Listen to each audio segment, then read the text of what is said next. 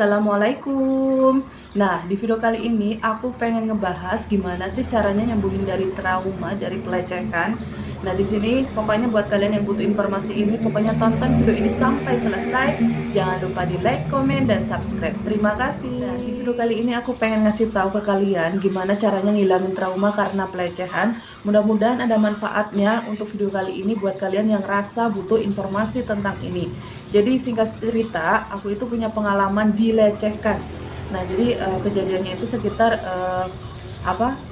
kelas 2 SMK. Nah, kayak gitu ya. Jadi perlu kalian tahu, aku ini anak daerah. Jadi kalau misalkan mau berangkat sekolah, aku itu naik angkot. Nah, kalau misalkan naik angkot itu harus pagi-pagi, dan kalau misalkan sudah penuh kalau harus penuh ya. Jadi kalau nggak penuh, angkot itu nggak jalan. Nah, posisinya aku turun dari angkot menuju ke sekolah. Nah, untuk menuju ke sekolah itu aku harus melewati gedung kosong, bekas bioskop kalau nggak salah ya. Mungkin buat orang Purworejo, kalian tahu ya, aku sekolah di SMK Batik Perbaik Purworejo. Nah, jadi aku turun dari gedung bioskop itu yang udah nggak kepake, aku jalan menuju sekolah sekitar mungkin 70 meter ya, mungkin ya sekitar itu, dan aku harus melewati trotoar kayak gitu ya. Dan jadi aku mengalami pelecehan itu aku di situ. Nah, tiba-tiba ada bapak-bapak jalan, dia tuh kayak berpapasan ya kan. Aku jalan sama temen aku satu orang, dan dia tiba-tiba meraba dada aku. Nah, kayak gitu ya. Posisinya meraba, aku langsung terjatuh karena kaget. Nah, aku ingat banget, aku nangis, air matanya tuh bercucuran, nggak mau berhenti di sini, tapi marah tapi ini keluar air matanya tuh bercucuran. Nah, temanku kaget, kenapa aku terjatuh, kenapa aku nangis. Nah, yang aku ingat, bapak-bapak itu berkumis, pakai topi, warna baju putih ya kan. Dia ngeliatin, pas ngeliat aku terjatuh, dia senyum-senyum gitu, ngerti gak sih? Dan itu tuh bener-bener pengalaman yang sangat tidak enak yang pernah aku alami waktu zaman aku remaja. Nah, aku ingat banget waktu pelajaran sudah dimulai, kebenaran itu pelajaran olahraga dan itu harus di luar, posisinya lagi lari ya kan.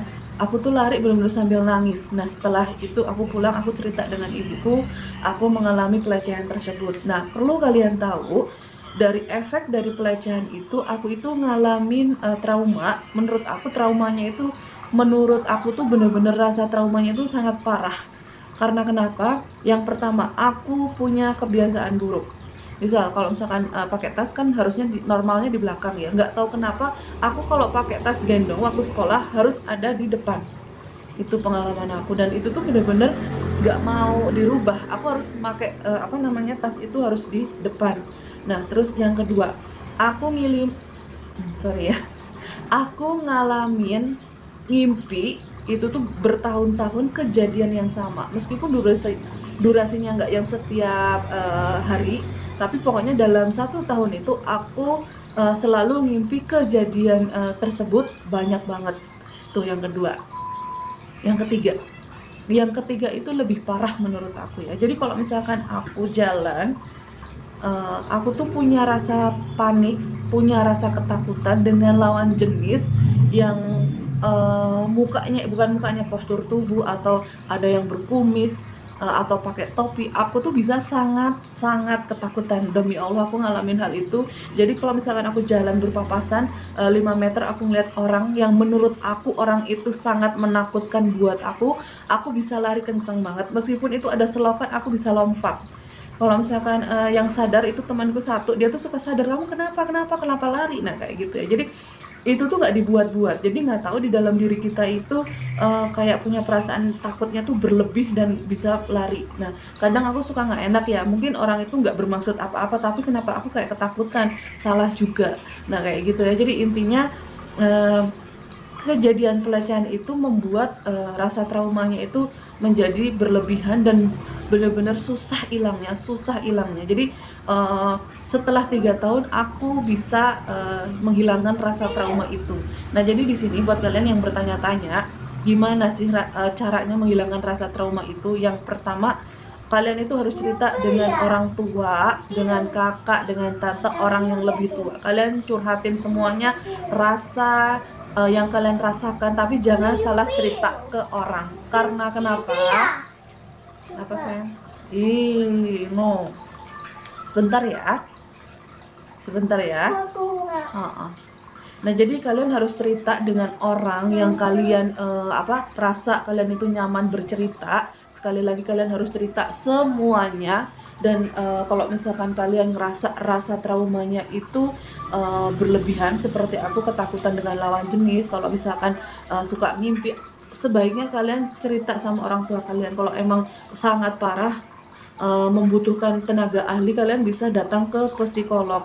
Nah, jangan kayak aku ya, aku ngalamin trauma itu aku nggak bilang sama orang tua aku, dan kebenaran aku juga orang kampung ya kan, orang kampung, orang nggak tahu harus gimana kalau ngalamin hal itu. Jadi aku sembuh dengan sendirinya, tapi waktunya itu selama 3 tahun. Nah, kayak gitu. Dan kalian tahu nggak sih, korban pelecehan itu khususnya remaja atau wanita yang belum pernah menikah, itu tuh bener-bener tingkat traumanya tuh lebih tinggi ya kan. Aku nggak ngerti ya kalau misalkan yang dilecehkan, maaf, kayak ibu-ibu yang sudah menikah, atau mohon maaf, janda, atau orang perempuan yang sudah berpacaran tapi tingkat pacarannya itu levelnya udah tinggi. Mungkin kalau misalkan dilecehkan kayak gitu, dia bakalan hanya marah, hanya yang gimana ya, trauma apa takut, tapi nggak berlebih mungkin ya. Cuman kalau yang dilecehkan itu misal remaja atau wanita yang belum pernah menikah dan dia itu polos,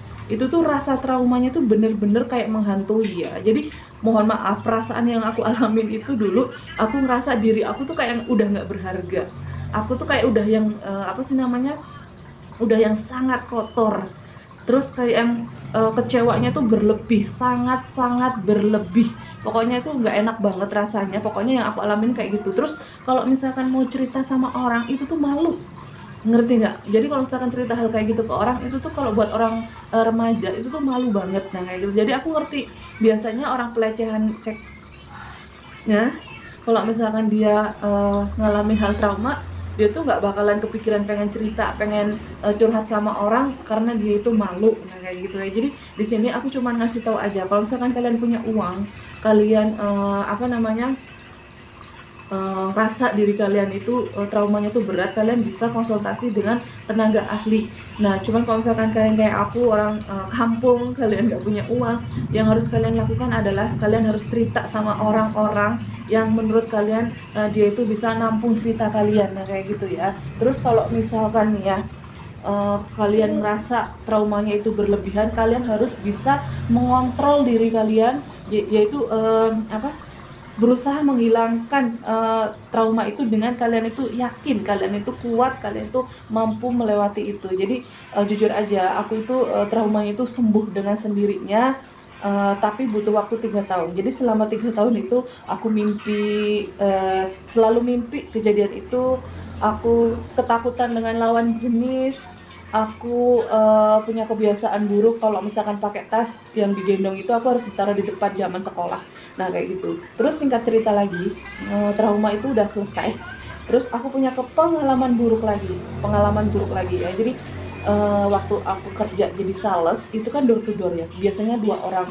Nah, itu aku door to doornya itu 1 orang. Nah, aku lagi presentasi sama sama bapak-bapak, mukanya sih polos, baik, udah kayak udah tua juga, dia sudah haji. Nah, aku lagi presentasi, tiba-tiba dia menghentikan presentasi aku, sebentar kata dia gitu. Nah, aku pipi aku udah dibegini-beginiin. Masya Allah, jantung aku kayak mau copot rasanya. Habis itu aku untung berhasil lari dari rumah itu. Terus aku pergi ke satpam, aku nangis-nangis. Nah, itu memang kejadiannya itu di perumahan ya. Jadi ya aku lari ke satpam perumahan. Nah, kayak itu aku benar-benar ngalamin hal itu. Nggak kebayang kalau misalkan aku nggak pergi dari rumah itu, terus aku digimana-gimana. Ini tuh traumanya mungkin lebih berat lagi, karena itu posisinya kejadiannya itu setelah lulus sekolah dan aku baru ngalamin kerja. Nah, kayak gitu ya. Terus nih ya, aku juga lupa cerita ya. Jadi di jalan tempat aku sekolah itu nggak tahu orang yang sama, nggak tahu bukan. Jadi kok di gedung kosong bekas bioskop itu suka ada bapak-bapak, dia itu memperlihatkan alat kemaluannya.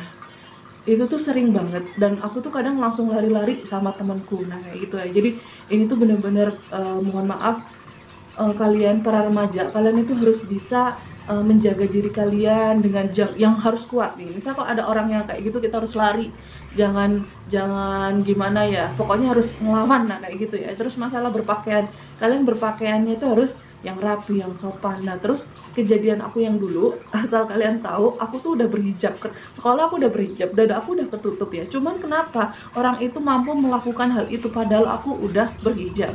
Nah jadi di sini kalian kalau misalkan merasa diri kalian ngerasa trauma karena pelecehan, kalian itu harus melawan rasa takut itu. Harus, meskipun ngomong aku gampang ya, tapi kamu harus berusaha. Seenggaknya kalau misalkan rasa itu lagi tumbuh keinget, kalian harus curhat sama orang tertentu. Jangan curhat sama orang yang nggak bener juga, nanti kamu malah kecewa habis curhat. Nah kayak gitu ya. Pokoknya itu saja yang pengen aku sampaikan. Kalian itu harus kuat, harus cerita sama orang. Terus kalau misalkan pelecehan itu terjadi di lingkungan kalian terdekat, misal kalian dilecehkan sama, mohon maaf, bapak tiri atau kakak atau paman, itu kalian harus cerita dengan ibu. Ingat ya, harus cerita, dan kalian itu nggak boleh dipendem, nggak boleh, harus cerita, harus diungkapin biar si orang tua yang bisa melindungi kamu itu bisa menjaga. Nah kayak gitu ya. Karena kalau misalkan kalian nggak cerita, itu efeknya lebih parah lagi ya. Jadi pelecehan itu kan berupa sentuhan, ciuman, diraba. Bisa kalian lagi jalan disuil-suil, itu termasuk pelecehan juga. Jadi kalau misalkan kalian laporan dengan polisi, itu ada pasalnya. Nah kayak gitu ya. Terusnya lagi di sini ya, pokoknya kalau terjadi pelecehan terhadap remaja, biasanya itu dia itu nggak mau cerita ya. Jadi aku ngalamin banget ya, jadi mau cerita itu malu. Nah kayak gitu. Cuma waktu itu aku berhasil cerita dengan teman aku, cuma 1 atau 2 orang, terus dengan ibuku ya. Itu pun udah cerita, udah nangis-nangis, rasa traumanya itu hilangnya juga butuh waktu. Nah sekali lagi kalian harus cerita, harus dikomunikasikan dengan orang yang bisa melindungi kamu jika pelecehan itu terjadi di area lingkungan kamu. Nah kalau aku terjadi karena itu hanya orang yang nggak dikenal, orang nggak dikenal pun aku bisa memiliki trauma yang sangat parah. Nah kayak gitu ya. Jadi intinya kalian itu harus bisa menjaga diri, harus kuat, harus bisa melawan trauma itu. Sekali lagi, kalau kamu punya uang, kalian bisa konsultasi langsung ke psikolog, pokoknya ke tenaga ahli, biar trauma kalian itu bisa sembuh. Nah jadi beneran loh, pelecehan itu, trauma karena pelecehan itu beneran ada. Nah kayak gitu ya. Jadi aku ngalamin, aku bisa ngomong, aku ngalamin sendiri. Jadi di sini kalau ada orang, masa sih cuman dipegang aja kamu bisa nyampe trauma yang kayak gimana gitu ya. Kadang kalau yang nggak ngalamin, dia nggak bakalan ngerti rasanya trauma karena dilecehkan, itu nggak ngerti. Nah cuman buat kita yang pernah ngalamin, itu tuh bener-bener kayak momok di pikiran kita, dan hilangnya itu susah. Nah kayak gitu, karena aku ngalamin. Nah kayak gitu. Nah mungkin video kali ini cukup sekian, mudah-mudahan ada manfaatnya. Meskipun aku ngomongnya agak ngalor ngidul sambil ngasuh bintang, cuman intinya di sini kalian itu harus bisa melawan rasa trauma itu. Yakin trauma itu bakalan hilang. Kalau kalian lagi ngerasa diri kalian down, keinget, kalian harus cerita dengan orang yang kalian percaya. Sekali lagi, jika trauma itu nggak bisa hilang atau sangat-sangat mengganggu, kalian bisa konsultasi dengan orang tenaga ahlinya, misal kayak psikolog. Dan sekali lagi, jika pelecehan itu terjadi di lingkungan kalian, kalian nggak usah malu, para remaja atau para lajang, kalian nggak usah malu cerita, kalian nggak usah takut, kalian wajib cerita. Misal dengan ayah, dengan ibu, dengan kakak, kalian harus cerita, kalian harus dilindungin. Kalau misalkan kalian polos, kalian takut, itu urusannya tuh lebih repot lagi. Jadi kalau misalkan pelecehan terjadi di lingkungan kalian, kamu diem aja, gak ada yang gak ada yang misal bukan marah ya, nasihatin orang itu bakalan lebih bahaya lagi. Jadi pelecehan itu kan belum terjadi kekerasan ya, jadi belum terjadi berhubungan intim, hanya dipegang, hanya disentuh, itu tuh belum terjadi berhubungan intim pun rasa traumanya itu parah. Kebayang nggak kalau misalkan nyampe terjadi sesuatu pada kalian? Jadi intinya kalau misalkan terjadi pelecehan belum sampai yang parah, kalian harus cerita ya, biar orang-orang yang sayang sama kamu melindungi kamu. Nah kayak gitu. Terima kasih banyak udah nonton video ini sampai selesai. Jangan lupa di like, komen, dan subscribe. Mohon maaf jika video kali ini nggak berkualitas. karena aku posisinya lagi ngasuh, aku tag video ini pagi hari, Bintang juga belum mandi, mohon maaf. Sekali lagi kalian harus kuat, harus semangat. Terima kasih udah nonton video ini sampai selesai. Jangan lupa di like, komen, dan subscribe. Terima kasih.